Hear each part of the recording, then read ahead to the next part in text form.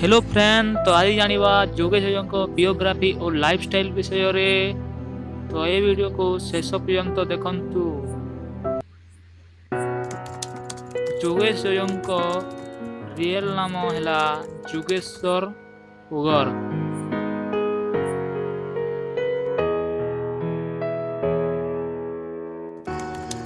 तांकर जन्म तारीख है 10 जनवरी 1993 और से 2019 रे मात्र 26 वर्ष।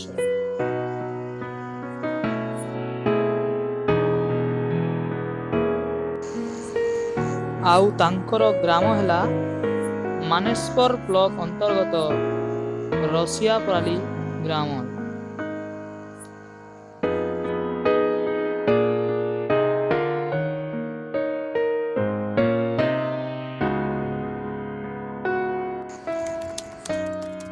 जोगेश्वर माता नाम जयंती उगर और पिता नाम धनु उगर।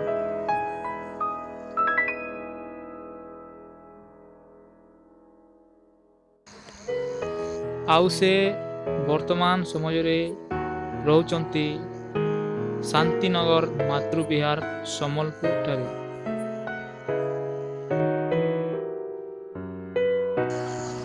जोगेश अय्यर शिवानी प्रधान नामक जड़े झील को लव मैरिज करिसंती 2019 रे।